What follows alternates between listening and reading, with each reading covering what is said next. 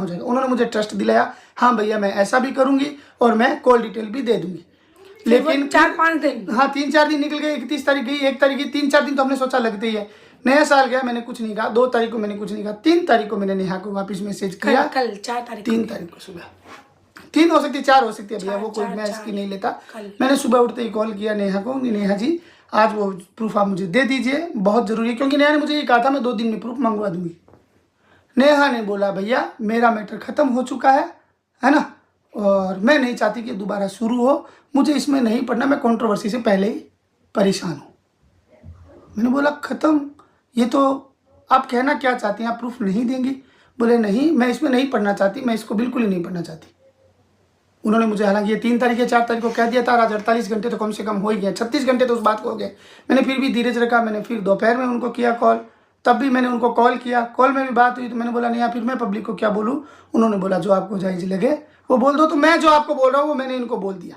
मैंने बोल दिया नेहा को, मैं पब्लिक को यही बोलूँगा कि पहले मुझे नेहा ने कहा था कि मैं आपको ये चीज़ें दे दूँगी। फिर नेहा ने कहा भैया मेरी कंट्रोवर्सी खत्म होगी, मैं नहीं देना चाहती, मैं इस लफड़ों में पढ़नी नहीं चाहती, और मैं खुद को कितनी बार प्रूफ करूँगी, और मेरे ऊपर घर से भी प्रेशर है और भी प्रेशर है भैया, मैं इन लफड़ों में नहीं पढ़ना चाहती अब दोबारा, और मैं इससे दूर होना चाहती हूँ। ये आप उनका निर्णय है, वो दूर होना चाहती हैं तो मैं यही कहूँगा अच्छा है, आप दूर हो गए तो बढ़िया बात है। लेकिन आपके हाथ में था ये क्लियर करना, और मुझे लग रहा है आपको क्लियर करना चाहिए था, आपने नहीं किया। आप जानो, आपका काम जाने, और ये पब्लिक का है कि पब्लिक जो फैसला लेना चाहिए उन पर वो ले कि भी उनका क्या था। और अब नेहा जेठू सरिता तुमसे उसी दिन कनेक्ट होंगी जिस दिन तुम अपने आप को प्रूफ रख पाओगी। अब ये प्रूफ रख दोगे, चाहे किसी वे में, किसी एक में टॉपिक में भी, किसी पे भी भरोसा करके रख दो, किसी पे भी भरोसा करके अगर रख दोगे, हमें अब डिटेल बहुत सिंपल प्रूफ, बहुत सिंपल है, बहुत सिंपल है।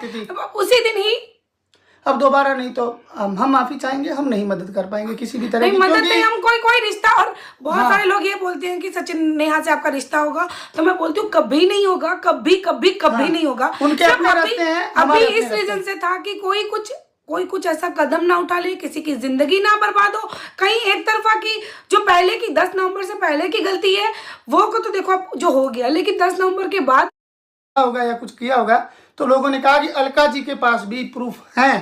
अलका जी ने खुद भी लाइव में नहीं, वो बाद में बोला ना उन्होंने, अलका जी के पास भी प्रूफ है, और अलका जी का भी कहना यही है कि शरीर वो क्या नाम है उनका, सचिन और नेहा बात करते हैं। तो मैंने बोला कोई बात नहीं, लाइव खत्म होगी तब हम अलका जी से बात कर लेंगे, पूछ लेंगे। उतने में अलका जी का लाइव में मैसेज आ गया कि हाँ वो दोनों बात करते हैं, और इस बात के प्रूफ मेरे पास हैं। तो हमने जैसे ही लाइव खत्म हुई अगला कॉल किया अलका जी को कि अलका जी जो भी आपके पास प्रूफ है आप हमें बता दीजिए, और अगर हमें लगे कि ये प्रूफ स्ट्रॉन्ग